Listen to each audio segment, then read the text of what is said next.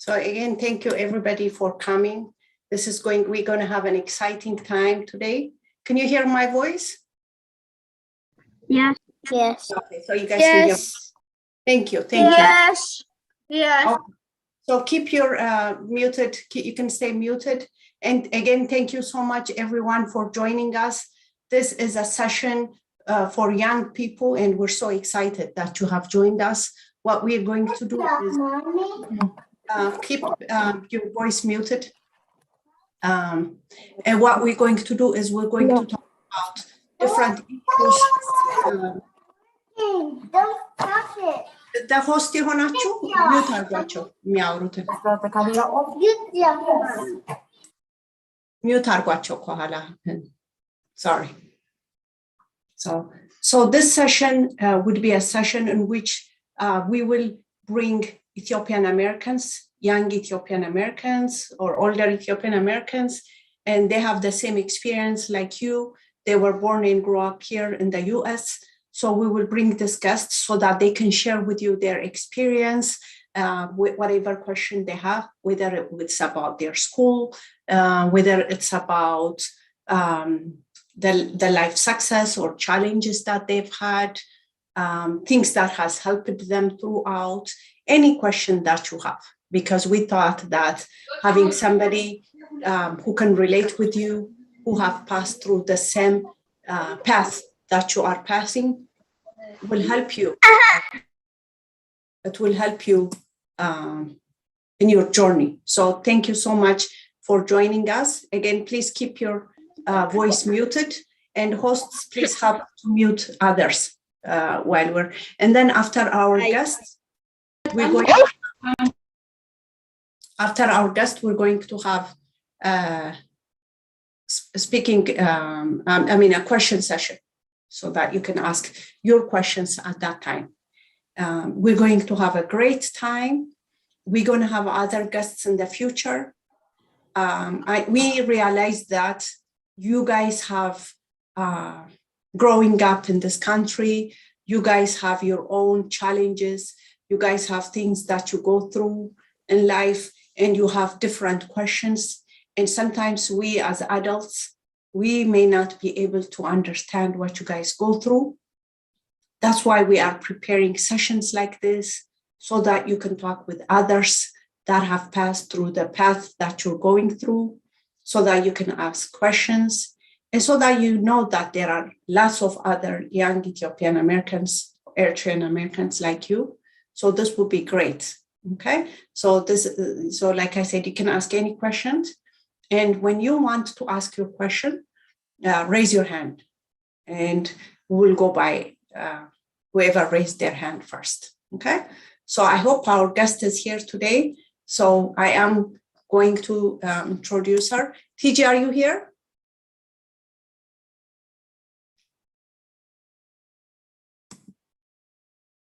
You can unmute yourself. Tigist, are you here?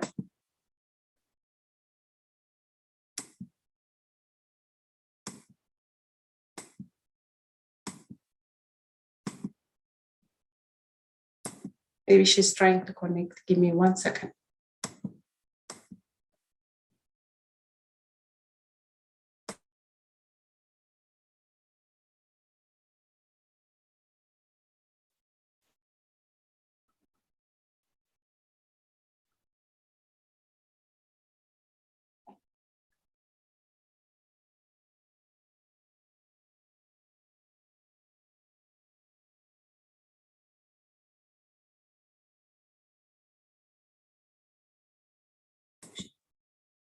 TJ, our guest is joining it. She's trying to join. So let's give her just a few moments. Again, everybody, thank you so much for joining us. If anyone want to introduce themselves while she wants to join, raise your hand and you can introduce yourself. If anyone want to introduce yourself. Okay. I see Lewi. Okay, you want to introduce yourself to us? And unmute yourself. Yes. So what's My your name? name is Louis. Is not my name technically. It's Becca Salase. Wow, that's a nice name. My balls are. My what? Go through Tigist. No. Give me 1 second.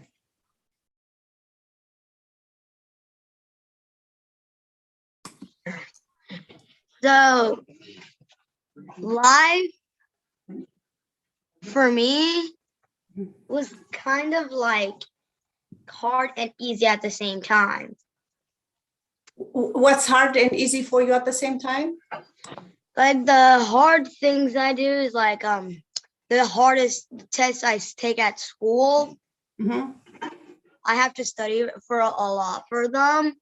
Yes. So like yes. my advice to you guys is like to study a Oh. lot before taking a big test. Thank you so much. Thank you. And you have a very nice name. I like your name. Thank And you like so the much. easy things I do Mhm. is like if I don't know what to do, I try to do the I try to think of the things I like to do Mhm. and try them out. Oh, that's wonderful. So That's I can't be wonderful. bored anymore. That's really wonderful. That's really, really wonderful. Thank you so much. I appreciate it. And I'm going to give a chance to Mahalit. Mahalit, you want to introduce yourself to us?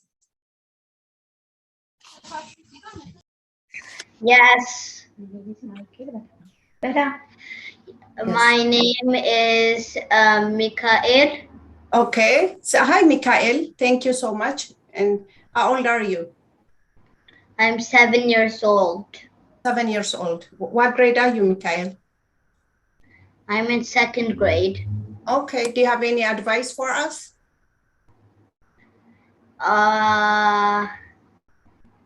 Not today. Okay, that's okay. Thank you so much, Mikael, for introducing yourself. I think our guest has arrived. So she was having an issue with connecting, but thank you so much. TJ, are you there? Yes, I'm here. Yes, thank you so much, Tigist. Thank you so much for joining us. Let me read a little bio of Tigist. Like I said, she's a second generation Ethiopian Americans like you guys.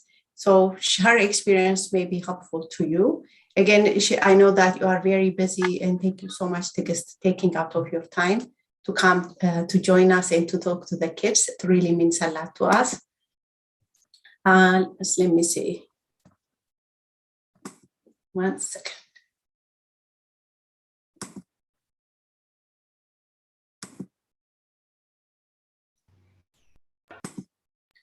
So Tigist was raised in New Jersey. She attended undergraduate and graduate school there, and she has been active in her church and community through volunteerism. Tigist graduated from Emory University School of Nursing, and she is a practicing nurse right now in the intensive care unit.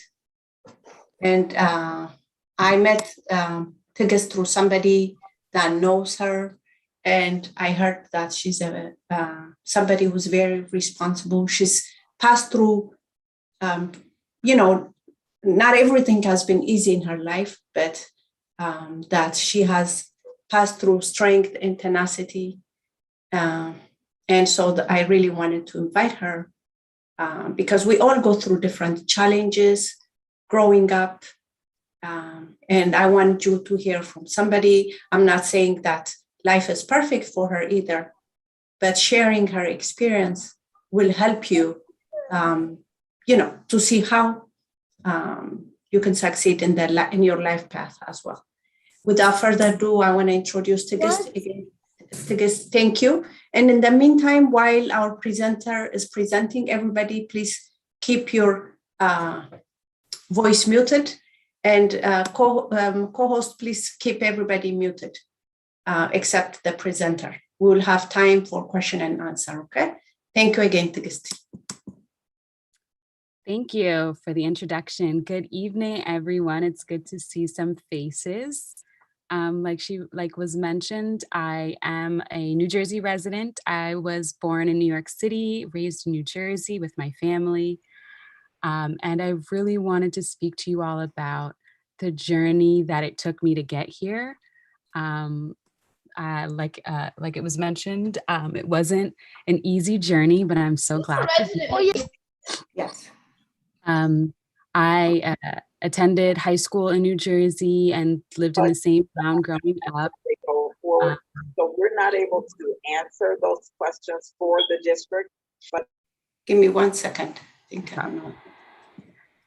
And so I grew up in a predominantly white community. My family was one of the very few people of color in that community, and which means that we were one of very few immigrant families that was also in the community. I think one of the things that made it difficult was trying to assimilate to a community while my family was trying to understand a different culture and Yes. maintain our own culture. Yes. So to try and find a balance between where we were living and where we came from. One of the ways that we did that was by attending church, which I'm sure some of you do, places of worship. And doing that as a child has instilled that in me as an adult. After high school, I went to undergraduate college. I went to Rutgers University, studied biomedical science or biology and public health. My goal was to go to medical school, and my family was excited about that. And what some of you will learn when you get to college is it's not as easy as it sounds. Yes. Applying for medical school means you have to take a lot of hard science classes Yes. simultaneously, and that can be difficult.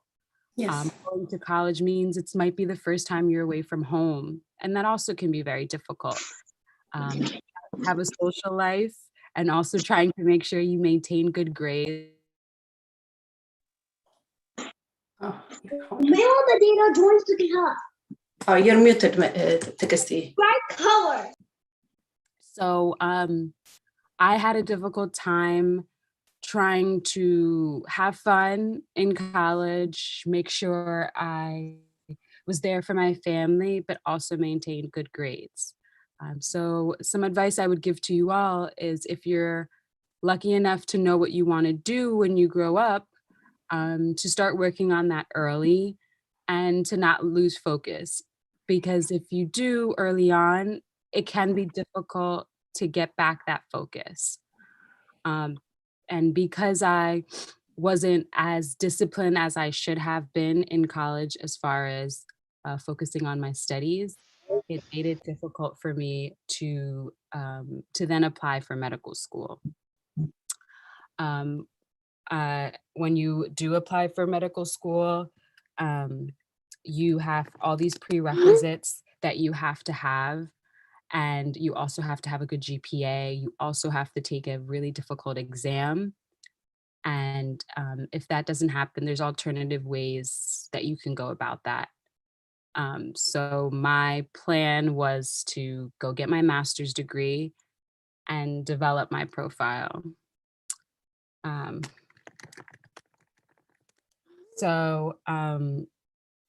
When I decided to apply to graduate school, I went straight into graduate school after undergrad. And my plan was do really well, apply for medical school, and then, live my life. And then, unfortunately, at that time, my parents got divorced, and then my father suffered a stroke.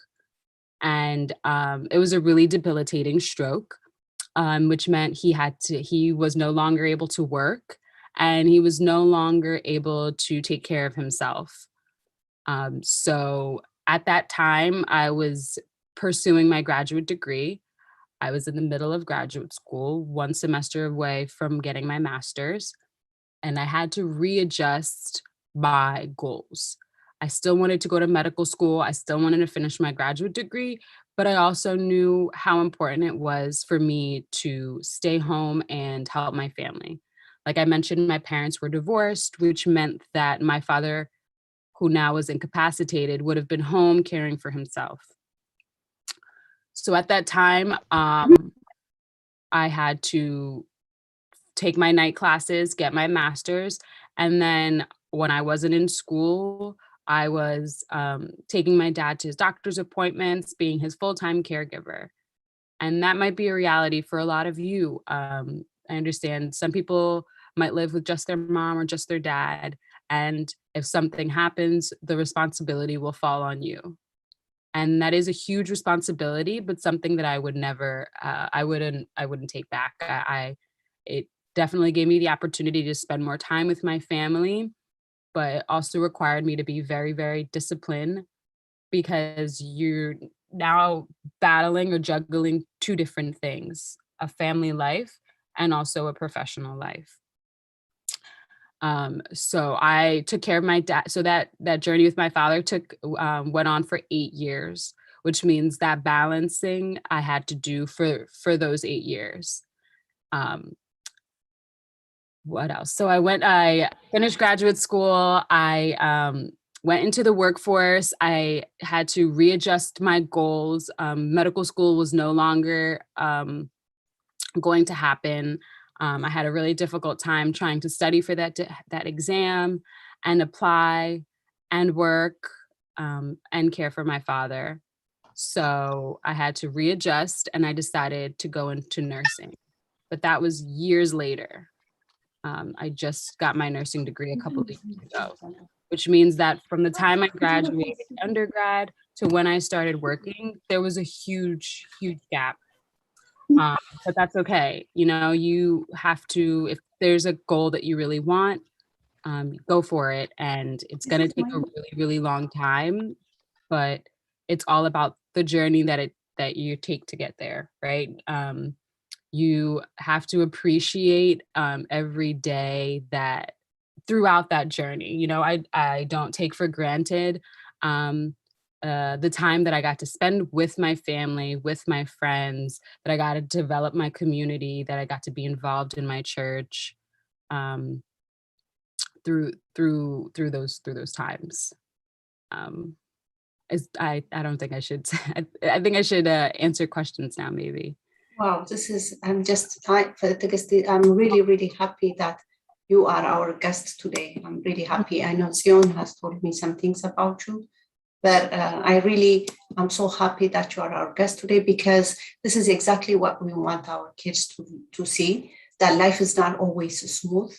I'm sure there were so many challenges that you went through, and still there are many challenges that you go through, but it shows character, somebody with a character, meaning somebody who's able, despite the challenges and the setbacks that they face, someone who's able to not give up. That's an amazing character. For me, somebody like you stands out much more than somebody who has 3 medical degrees, honestly, Tigist. So I'm so happy that you are our guest today. I have some questions for you, but Zion wants to first ask some questions. I'm going to ask Zion to ask some questions, and then we have our kids, because I know they're so eager to ask questions. And so Zion, yeah, you here? Yep, I'm here. I don't know if Okay. you can see me. Yes, we can see you. Awesome, good. Tigist, thank you for coming over and speaking with us, speaking with the youth. We definitely appreciate your time. Before we get, I guess, started with the questions from the audience, I definitely wanted to ask you a few questions.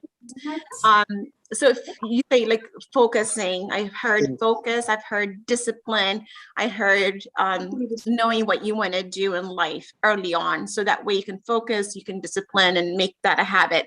How did you determine, or how did you identify what you wanted to do so early in your life? So that's a misconception. I actually didn't know what I wanted to do that early on. And I studied public health actually when I was in undergrad, but I got into undergrad as an undecided student, which means I didn't lock down what my career was. I wasn't a person that, you know, a lot of people say like, oh, I knew since the age of 4 I was going to be a doctor. That was not my experience. I decided I wanted to work in healthcare after taking some classes. My freshman year, I took a variety of classes from psychology to science to math to the arts. And during that time, I noticed that I really enjoyed the scientific method. I'm a very curious person. I'm always asking questions. I used to get in trouble in school for asking too many questions. And I felt that science and the health-related field was something that would answer all my questions. Anytime I was curious about something, I would be able to investigate and answer. So that's why I went into to sciences. And then public health was a new field at that time. And what it meant to me was being involved in the community. And my dad was a really big community advocate. So that influenced me to get involved with the public and community wellness. And then as you go through college, you realize like, I need something that's going to make me some money. I need to find a career that's going to be lucrative, right? So that also influenced why I decided to go into healthcare and medicine. And coming from an Abisha household, you can't just go for the run-of-the-mill jobs. They want you to go for top. So that was my goal. I had to go into medicine. And then once I went through the journey and I struggled and I realized like maybe this wasn't for me, I had to pivot despite what my family wanted. I'm sure they still resent me for not going into medicine, becoming a doctor. But after becoming a nurse and seeing how much patient-family interaction, how you get to connect with your patients on a more personable level than as a provider, I felt like this was where I fit in. I get to speak to my people. I get to touch them, to talk, to connect with them, something that doctors don't necessarily get to do, and they just put orders in. So I felt like, oh, this is where I was supposed to be. Thank you. Just one last question, and we will open up the floor for others. Can you talk about two things, actually? Maybe you can just talk at the same time. Your relationship with your parents. You talked about being a first generation or second generation African American or Ethiopian American. I know you had a very strong bond with your dad and you have a strong bond with your mom. How did you cultivate that relationship with your parents and siblings and relatives? And then along with that, can you talk about a relationship with friends, peer pressure, influences? How did you overcome? Now, I know growing up in New York City and now New Jersey, I'm sure the peer pressure is even higher than like those of us that live in DMV area. So if you could just talk about those and how you manage your time and overcome influences and peer pressure. Sure. Yeah, I think growing up in a predominantly white community where the only people of color are oftentimes your family makes you connect with them on a deeper level. I think also the fact that my parents didn't have a strong relationship with one another kind of forced me into having strong relationships with them individually.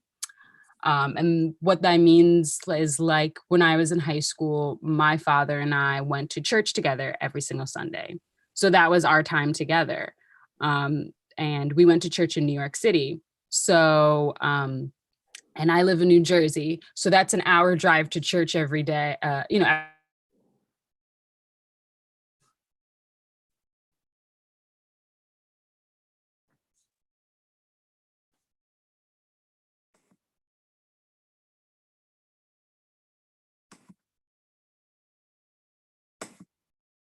What happened?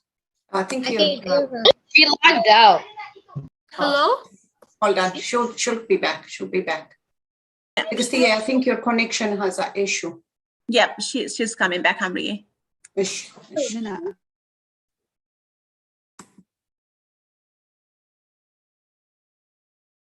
And after this, we'll give you guys a chance to ask questions. Great questions, Donnie.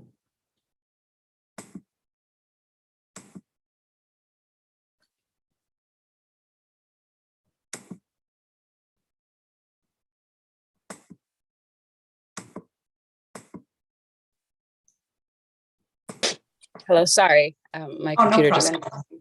You So stopped where you were saying you were going to church with your dad. Right. So we went to church together. It was an hour drive to and from church, which meant that that was a time where him and I got to spend together exclusively. And then and so that developed a relationship. And then when I went off to college, because my parents were no longer living in the same household, it was up to me to now connect with them individually, and also knowing that they were now living alone made me feel like I needed to keep up and make sure that they were okay. And that turned into calling them every day, twice a day, in the morning, in the night. And that's just how I, because I was kind of worried. They had never been living alone and things like that. So I had to check in on them, and checking in on someone daily can develop a strong relationship. I think also once my dad became sick, it called on my mom to help with his care, and then that also forced us to develop a strong relationship. I think also going to school close to home helped as well. I have an older brother, but he went to school out of state, so he wasn't able to develop the same connection because he wasn't home every weekend. He wasn't home all the time in the same way that I was. As far as staying away from peer pressure, I've definitely been victim to peer pressure. I think that contributes to why I struggled my. You're muted, Tigist. Hello. I think that with peer pressure, I think that that's difficult. It's I don't think there's one recipe on how to avoid it. I think that I'm the type of person that has always been very kind of certain and kind of cemented in who they are. And I think because of that, I was able to kind of maintain my integrity through a lot of things, but that doesn't mean that I didn't go and have fun. I didn't,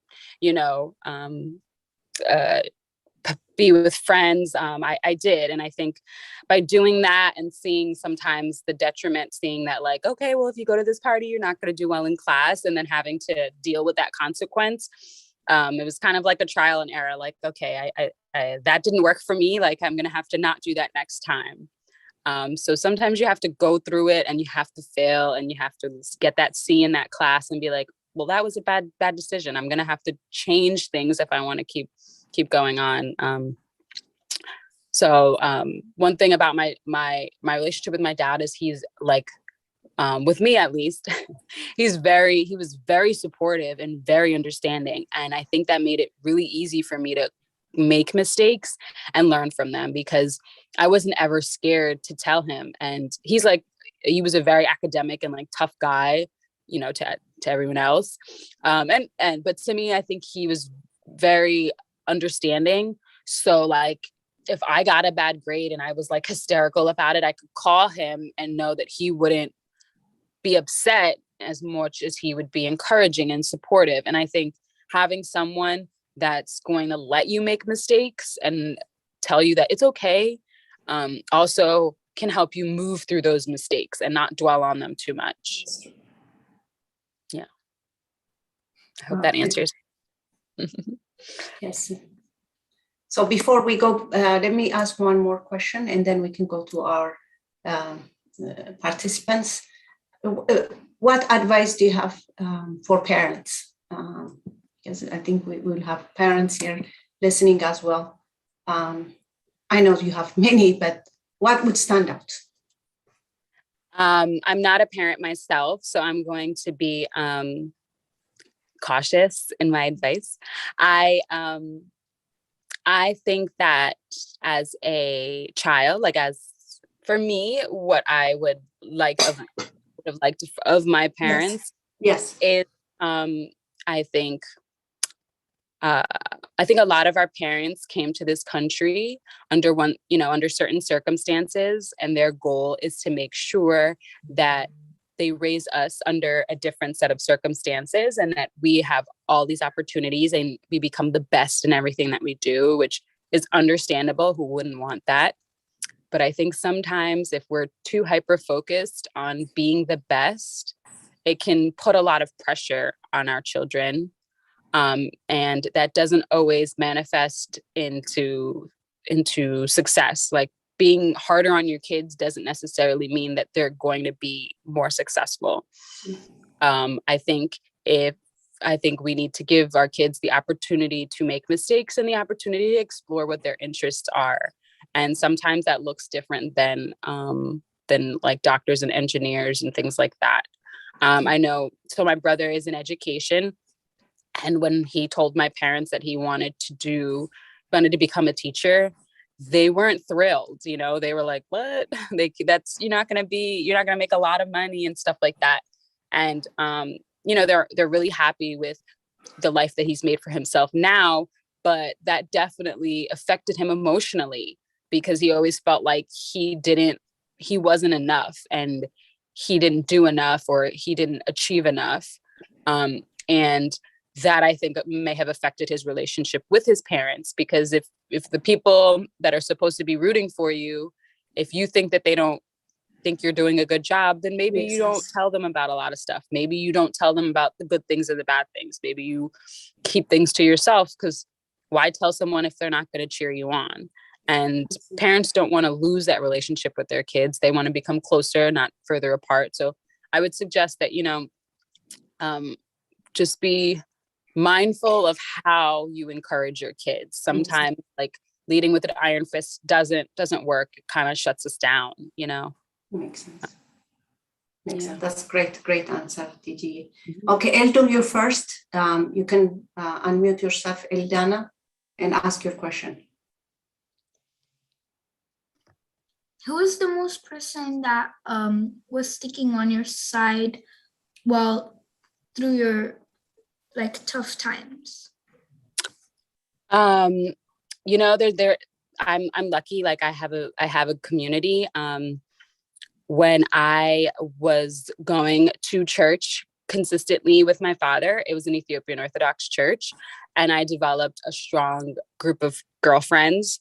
And because it was rooted in faith and it was rooted in God, it was a different connection than I've ever had. And so they were rooting for me. Like I said, my parents were rooting for me. My dad had this, he went to school in the States, so he understood college and education and the pursuit in a different level. So he was able to encourage me in a certain way. I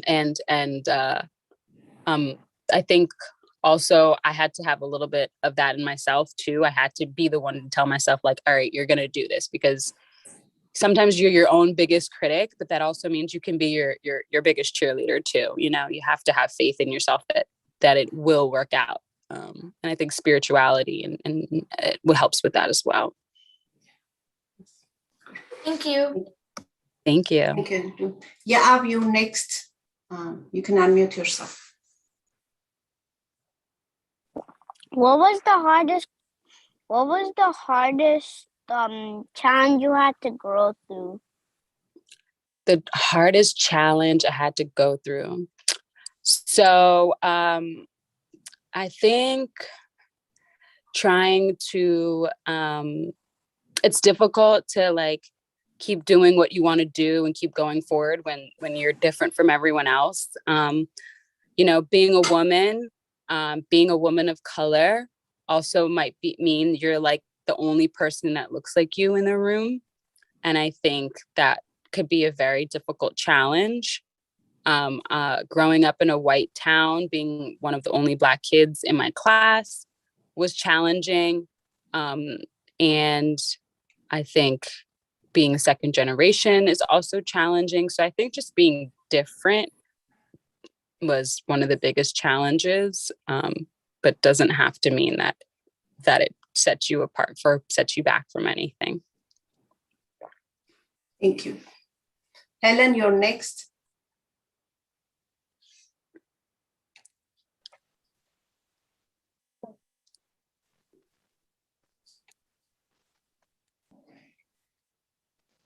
We can hear you, Helen. What was the hardest way in school? The hardest thing in school for me, I think like trying to make sure that I did all my homework and that I studied, but also had fun. And sometimes you want to have fun more than you want to do all the other hard stuff. But if you don't do all the hard stuff, then you won't make a good life for yourself, and the fun isn't going to be like you'll have better fun if you're able to sit down and do your homework sometimes. I think that was probably one of the biggest challenges for me, was trying to find that balance, especially when mom and dad are not there to tell you like you need to come inside and do your work, and you have to figure it out on your own when you're living by yourself. I think that can be really challenging. Lewi and Fikra Selassie Taye, you're next.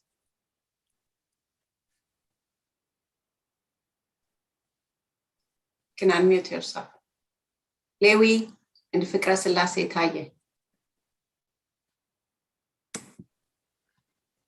So when you were young, Mm-hmm. what did you like try to do? With like what? With my job? No, like when you were young, Mm-hmm. like what were the easiest and hardest things to do in elementary school? I think the hardest thing for me to do was probably my math classes. Those were really hard for me to do. And what was really easy for me to do was like the hands-on stuff. I really liked to do projects and get really involved in things and stay active. It was really hard for me to do math. So I had to like go after school, ask my teachers how to help me. I had to do extra work in the summertime. I joined like a tutoring center. Like I know some kids go to Kumon and stuff like that. We had something like that when I was in elementary school. So I had to do all that extra stuff just to make sure I got good grades in math, because it was difficult for me. But what was easy was like art and projects and crafts.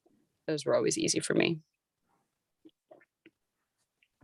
Okay, thank you. Thank you. Mahalet, you're next.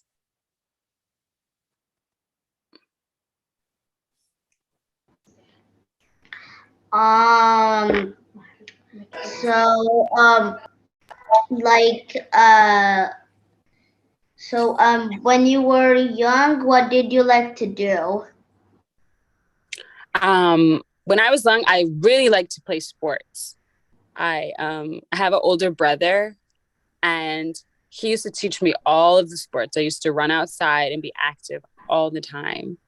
So as soon as I got, go ahead. And where does your brother go to school?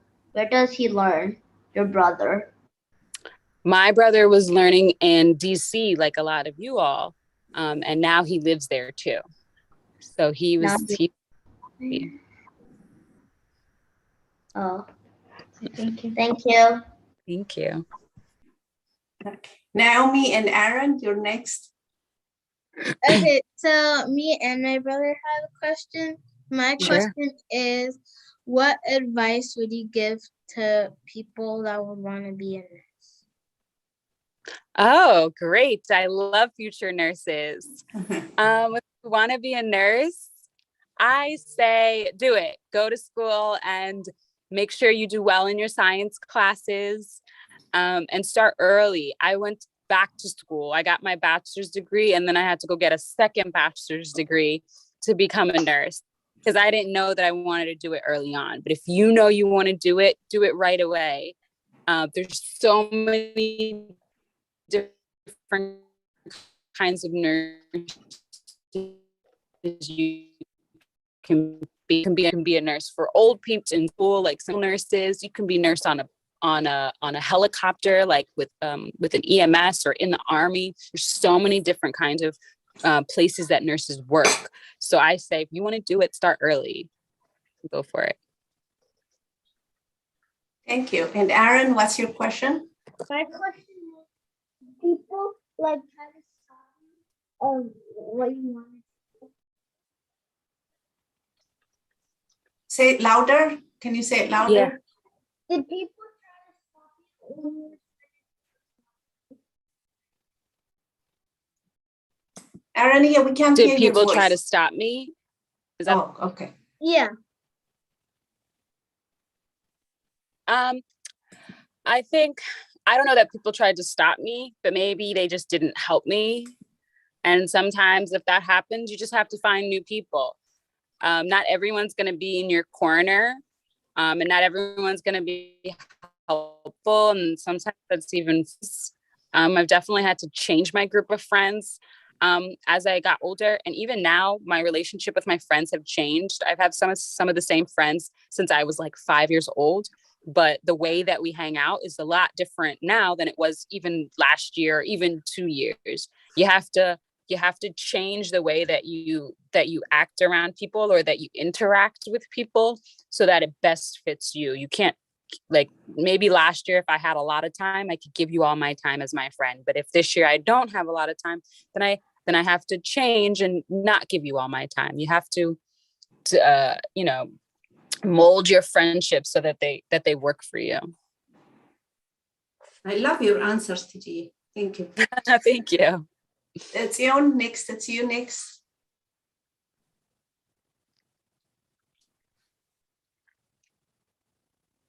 No, I'm just saying my name is Beth. Go ahead.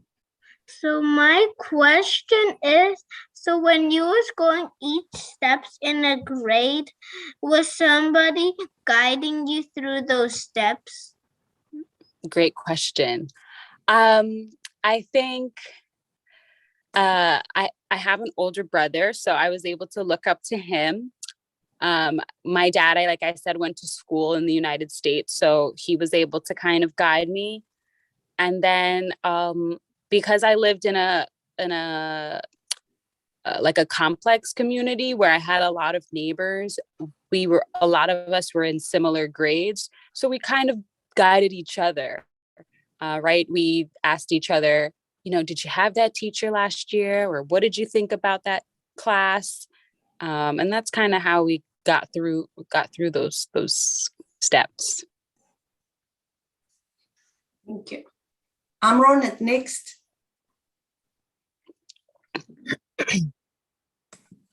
So I have two questions. Sure. My first one is so what grade level transition did you find the hardest? Like 7th to 8th, or like 8th to 9th? Which one did you find the hardest? That's a good question. I think going from middle school to high school was the most challenging for me. Where I grew up, it was a really and we went to school in an elementary school and middle school with the same group of kids. But then when we get to high school, the whole town joined into high school. So I had to meet a whole new group of people. I had to learn how to switch classes.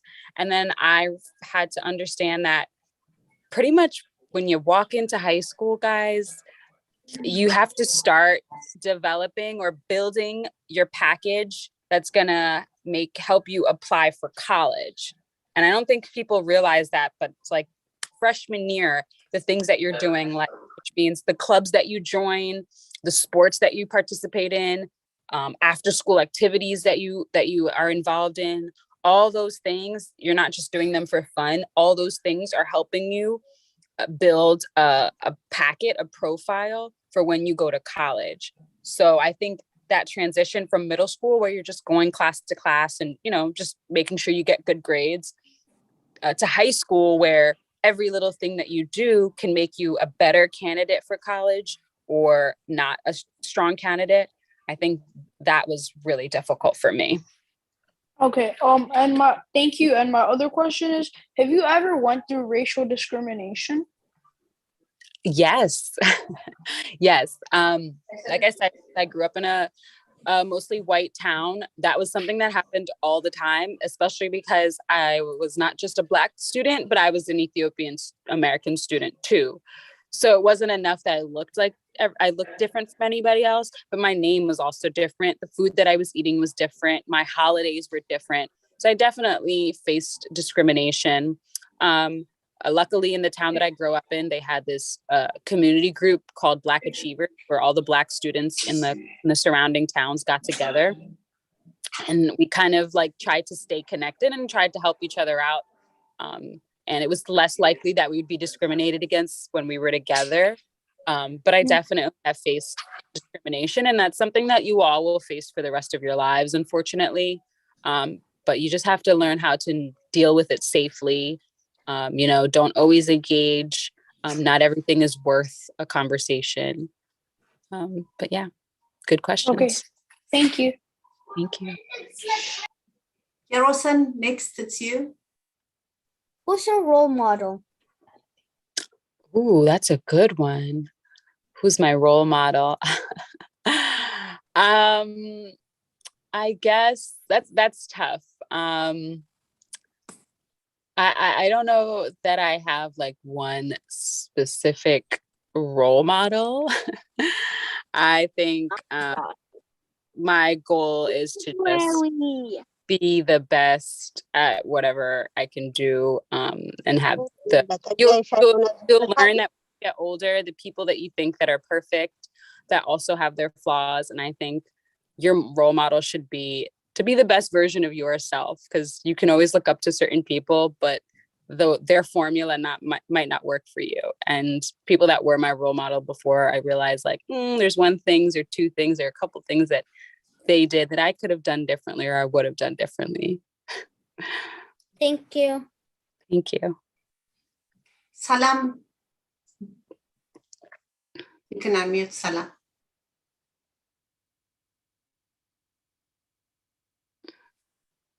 So my question is, what is your favorite grade?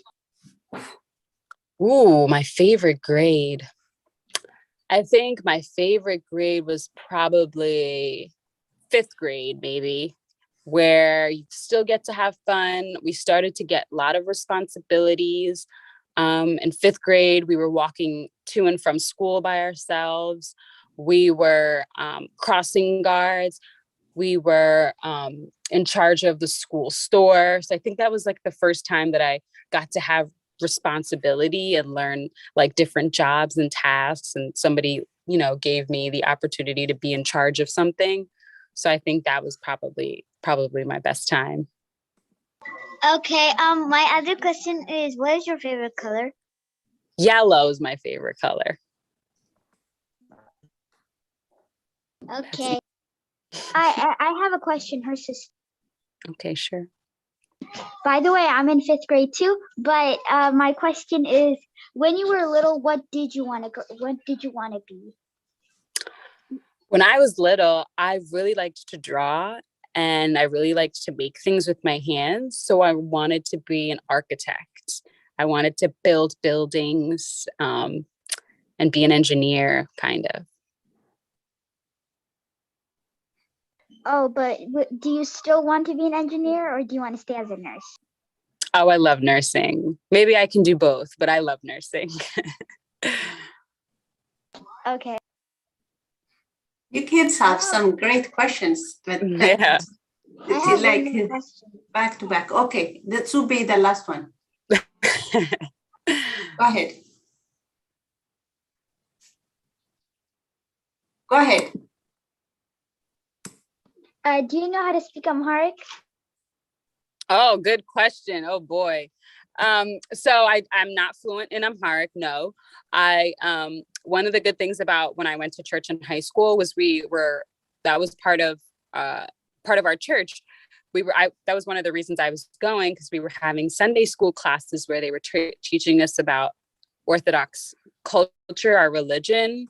We were learning about how to read and write in Amharic and how to speak. And no, I'm not fluent. I'm actually still trying to learn. I currently am still taking like classes. I still have so many books that I'm trying to read. So no, I'm not fluent, but I'm trying to get there. So Okay. maybe one. I have another question. Oh, no, let's give others chance and then you'll come back, okay, dear? You can come back, dear. Let's give others chance as well, sweetheart. Okay, Fikr Z and Hermela Z are next. First, I want to say thank you for spending your time here with us. You're welcome. And next, my first question is, like, when you were trying to manage both your family and school, what kind of challenge did you face and how did you face them? And my next question is, while you were trying to manage both of your families, was there a time when you like was upset and sad and was like about to give up?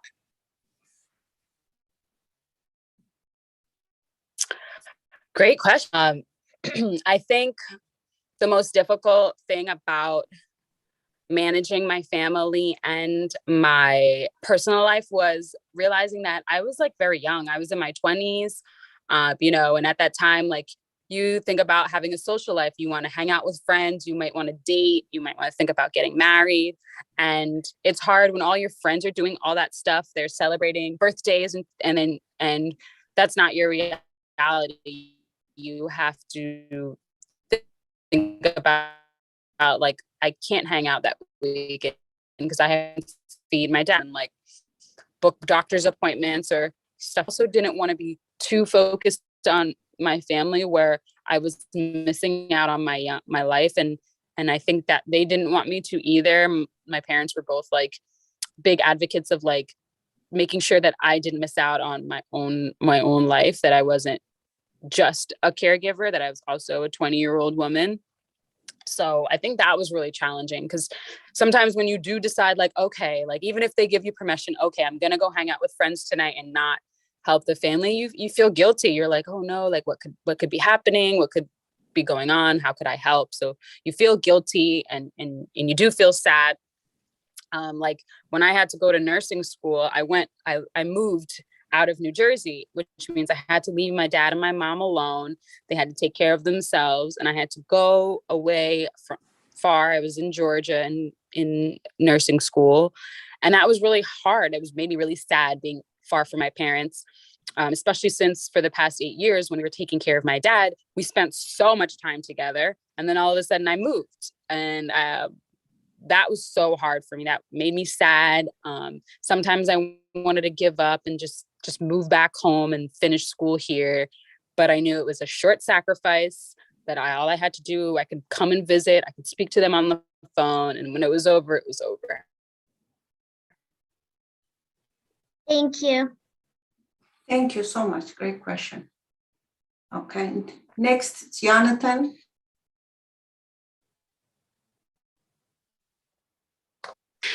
My question is if did you play any sports when you were in high school? Can you say that again, please? Did you play any sports when you were in high school?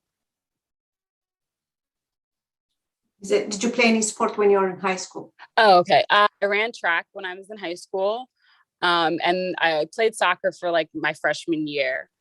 For school. Other activities I was like in the Black Achievers, which is a Black group. I was in a diversity group called this club. What else? I worked. I was involved in church. What else? I did a lot of like after school activities. Okay. Helen, it's next to you. Helen Ethio. You can unmute, dear. My question is, this is a funny one. So have you ever brought injera in your lunchbox? That's a great question. That is a good question. You know, my mom never packed me and Jet on my lunchbox. I don't know. Maybe she was just trying to make sure that, I don't know. Because I was, a lot of you guys go to school where Habesha, I think is great. But no, I had peanut butter and jelly every day. No.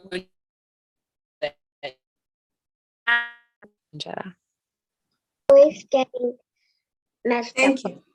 Yeah. Thank you, Helen. It was a great question. Your voice is cutting up a little bit, TG. Okay, thank you, Helen. Abhijah, next is you, Abhijah. So my question is, have you ever got bullied? Bullied, Bullied. yes. Yeah. Bullied. That's a great question. That is a good question. I don't think I was bullied, no, but there was definitely times that I wasn't included in things, and that hurt my feelings. And I think that the way that I managed that was to find different groups of friends. I'm the type of person that can be friends with anyone and tries to be friends with a lot of different types of people. I had people that came from different families that, you know, weren't the popular kids or the people that, you know, maybe people didn't talk to. I was open to being friends with all different groups of people. And I think if you're open and if you're allow different people to be involved in your life, then you get to learn about different people and how different people act and become more tolerable. So I don't think I was bullied, but I was definitely not included in certain things. And that definitely hurt my feelings. Thank you, TG. Thank you, Abigail. Kartina, next is you. Okay, so as of now, what do you want to reconsider? Reconsider as far as my career? Yes, like as of your current status. I don't know that I would. So if I had to do it all over again, maybe is what you're asking. If I had to do it all over again, I would go into nursing straight in undergrad. Like I said, I had a long journey. I applied for medical school twice. Then I applied for PA school. Then I worked for a little bit. And then I finally got into nursing. If I had to do it all over again, I would have just did nursing straight away. I listened to my mom. And as soon as I went to college, went into nursing. Right now, my professional goals is I'm applying to get my master's degree again and become a master's graduated nurse, which makes me a lot which puts me in a different career position. Thank you. Dina, next it's you. I have two questions. So, how old were you when you finished nursing class? I was 30 when I finished nursing school. Okay. And my second question is, how old are you now? Now I'm 32. Okay. Thank you. Mm-hmm. Okay, next is Hannah. Did you go to private school? I went to public school, actually. I went to public school all through high school and middle school, elementary school, and then I went to public school in college. But I did go to a private nursing school. I don't know if that counts. Okay. Thank you. Thank you. Thank you. Eldu, next it's you. What made you get into nursing?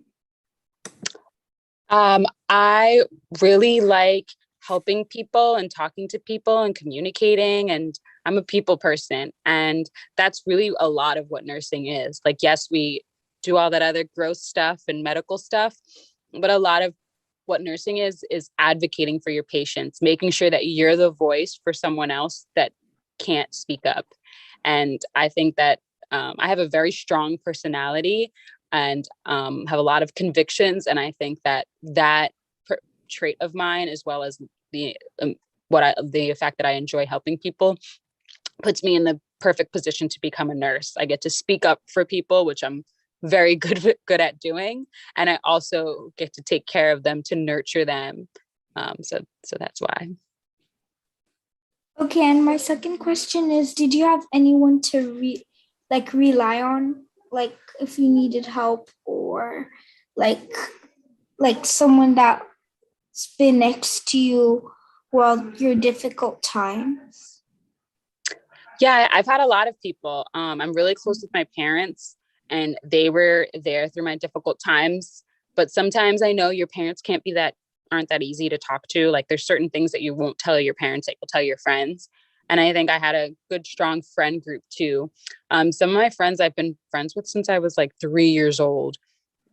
So I trust them, and I know that they have my best interests at heart. They're going to give me advice that comes from a place of love. And so if I was struggling through something like personal stuff, boy stuff, friend stuff, whatever stuff that I didn't want to talk to my parents with, I leaned on my friends for that. Thank you. Thank you. Alam, next it's you. Hi. I just want to say thank you for coming, and I have 2 questions that I Sure. want to ask. Sure. Did you get a full scholarship? No, I did not get a full scholarship. When I was in undergrad, I got like partial scholarship, and then my parents helped me pay, and I worked a little bit. For graduate school, I took out loans, and same thing for my second bachelor's, I took out loans. Okay. Mm-hmm. Yeah. Thank you. No problem. You said you have another question? Yeah, my other question was if she did have a full scholarship. I wanted to know how she got it, but she didn't really get a scholarship. Nope. Full scholarship. Oh, thank you. Mizan, it's next. Okay, so hi Tigist, thank you so much for doing this. So earlier, one of the kids said, "Have you ever been bullied?" You said no, but you said there are like places that you are not included, and your feeling was hurted. So can you like give advice for the kids, like if they are not included in this kind of situation, how they gonna like react, or how they gonna like overcome? And I know you're not bullied, but like do you have any advice like for the kids, uh protect themselves from bullying, and if they are bullied, like how they gonna like overcome that kind of challenge? Okay, I'll do my best. So I think that you'll find that in life, throughout your entire life, you're not gonna be included in things. And I think that it's important to find spaces where you will be accepted. So if there's something that interests you, like if there's a certain video game that you like, and maybe you're teased by liking that video game, you put yourself in places or spaces where you know that other people also enjoy that, which means that, and that sometimes takes a little bit of work. So I try to put myself in spaces or with people that have the same interests as me. If I see a group that doesn't align with what I like, then it's more likely that I won't get involved. So I try to be in places that I know are open-minded, that have similar interests with the ones that I'd have. As far as avoiding bullies, I can only suggest not to engage, and I can't say not to get your feelings hurt, because that's going to happen. People are cruel. I think that as parents, we need to reinforce and encourage our children, remind them about how great they are, and like feed the confidence into them. Nobody just wakes up and is confident. I think that comes from constantly being reinforced. If someone keeps telling me that I'm beautiful, I'm smart, I'm, intelligent, whatever, then you start to believe it yourself. And no matter what stones someone throws at you, you'll be able to shield from them because you have all that confidence. So I think it's important to believe that in yourself, to remind yourself, to tell yourself that you're doing a good job, that what you're saying, what you're feeling is valid, what the things that you like are important.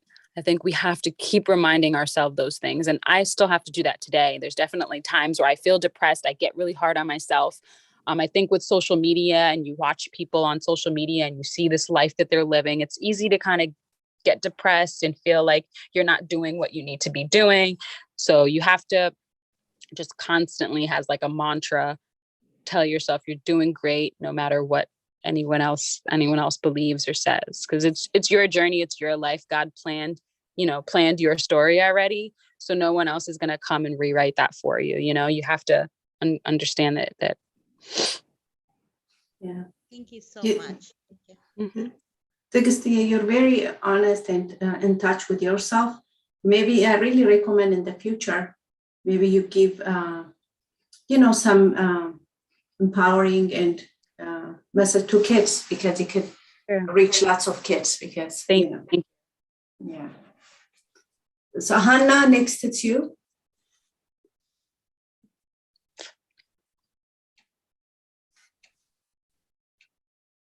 Hannah, unmute yourself, honey.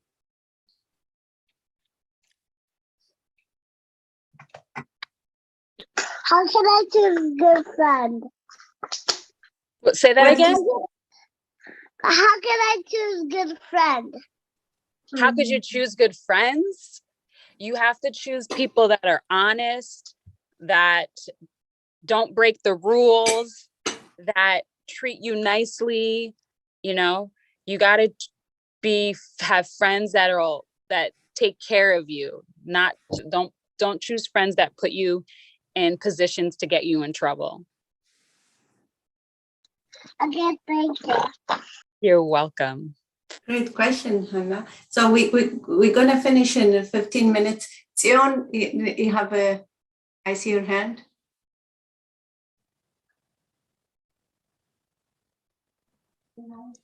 Hi.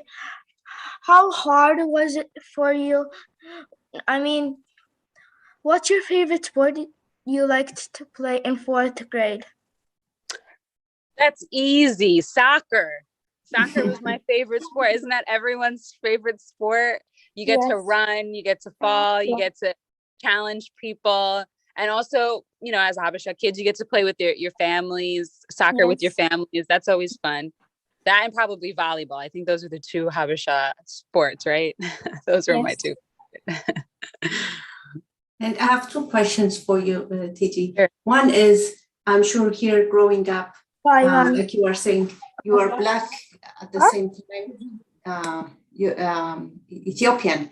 Mm-hmm. So did you find conflict over that? Meaning, like, did you ever feel like I'm not very proud of being Ethiopian, or feel challenged, or where do I fit in? Because I know as Ethiopians, sometimes we kind of are to ourselves. We don't mix in with the rest as much. So did you have that feeling, okay, where do I fit in with this type of thing? And how did you deal with that? And how do you also, what do you feel about your Ethiopian culture? After this, I'll ask the next one. Sure. Yes, that definitely was a challenge. Sometimes I felt like I wasn't Black enough, and then sometimes I felt like I wasn't Ethiopian enough or Habesha enough. Yes. And that can definitely be a challenge, especially growing up in a community where there wasn't that many other Black faces or Ethiopian faces at that. I think for me, I think that going to church was the one place that I got to connect with my culture. Outside of religion, it was where I heard my language, I ate my food, I saw my people. So that was where I stayed connected with my culture. And then with being a Black face in a white crowd, there's definitely times where I didn't feel comfortable in my Blackness. Mhm. And I think that at the time that I was growing up too, race wasn't talked about a lot. So even though I was uncomfortable, it wasn't something that other people were going to deal with. They were going to kind of let you live in that awkward place. I think hopefully nowadays people feel more comfortable being in their own skin. So hopefully you don't have the same experience.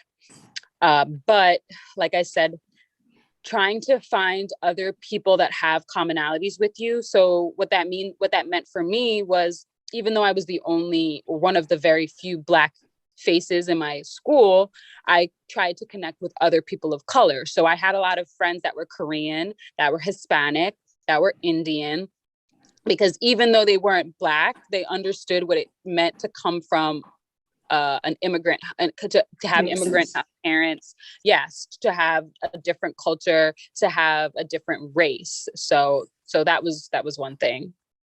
Makes sense. That's great. Mhm. And my other question is, you were talking about your parents going through divorce, and and I'm sure there are kids who have seen parents going through divorce, or maybe parents don't get along. What type of advice do you have? Because this is not an easy time for kids, especially. What type of advice do you have for kids whose parents has gone through divorce, or one parent is not home, or maybe parents are fighting at home? What do you advise for them? Yeah, it is very difficult when your parents don't get along. It really makes for difficult, especially when you're a kid. I remember situations where if I wanted to go to a friend's house, I would have to call, although my parents lived in the same household, I would have to call my mom and tell her where I was going, and then separately call my father and tell him where I was going, because they weren't communicating with each other. And that could be challenging.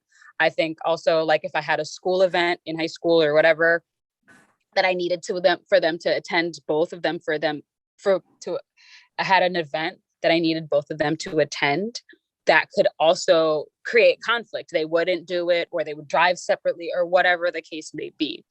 I think you have to remind yourself that the relationship that they have with one another is not reflective of the relationship that they have with you, and nor is it as a result of the relationship that they have with you. So whether your parents are fighting or they're together or not isn't your fault, and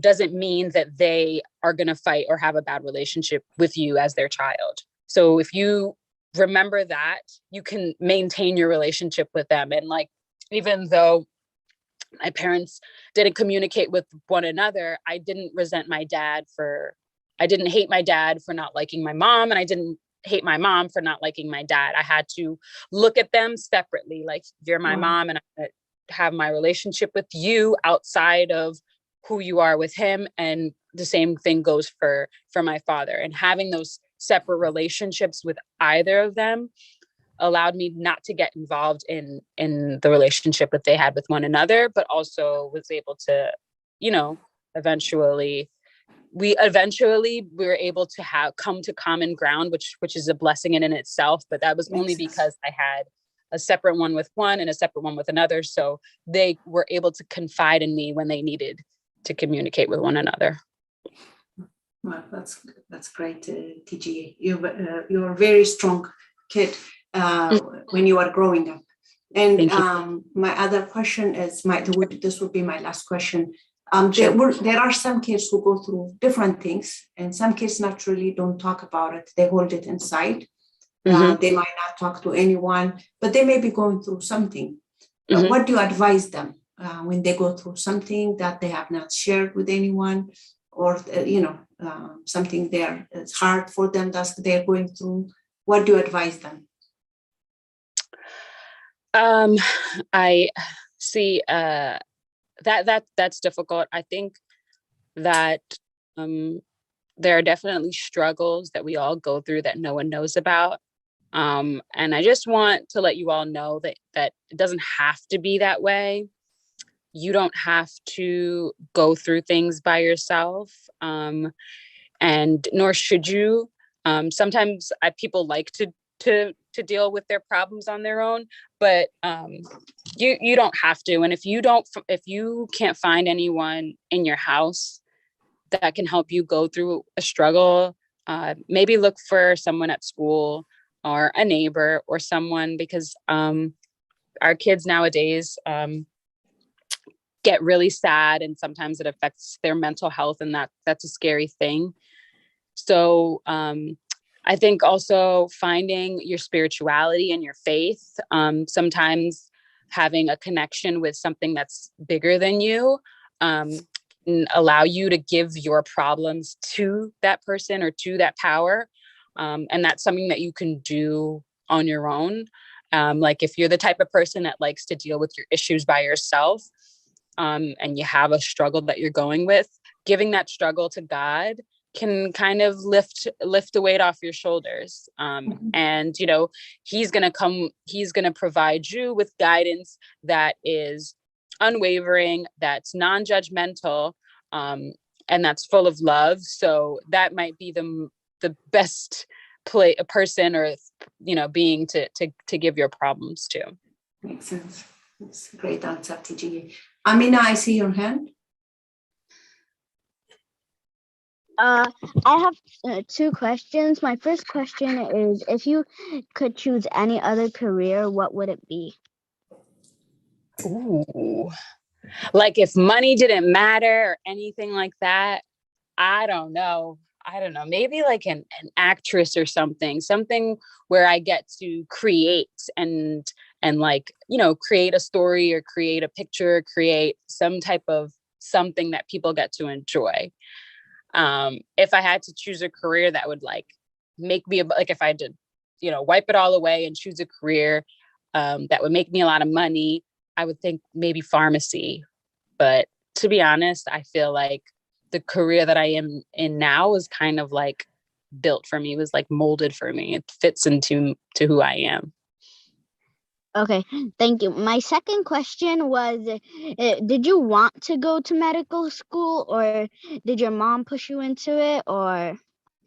No, I definitely wanted to go to medical school. My goal was to get to medical school. But once you plant that idea in your mom and dad's mind, they're going to hold on to it for the rest of your life. So it was definitely my choice. But when I was struggling and rethinking and considering doing something else, it was definitely my family that kept the gas under the fire. Thank you. And is this every day? What? The meeting. Well, she'll come back another time. The meeting. I know you guys love her. She'll come back another time. Okay, Yarosaniye, that's going to be our last question, and then I'll have one question over there on the chat. Okay, Yarosaniye, go ahead. She said that like you can't make. You said that if I chose to not make a lot of money, you say an actor, but you make a lot of money with acting. You make more. You make double the amount of getting in nursing or pharmacy. Yeah. I have to be a really famous actress then. Yeah. Mm-hmm. That's true. Yeah. And then I have one question on the chat. Thank you, Yarosani. Great point, though. I have one last one. Wait, I'm sorry. I forgot to say thank you. You're welcome. Thank you, Yarosani. There's one last one that says lots of kids are addicted to video games. What do you advise them? Yeah, I was a kid that loved to play outside. I don't know what's up with you guys. I really love to be active. I still like to be active, to run around and to play. I mean, I know that might be difficult now with the pandemic, but you have to like force yourself. My dad had this rule that we were not allowed to play video games during the week, only video games on the weekends, which I'm sure, no one would like to hear that. Or no, when there's no school.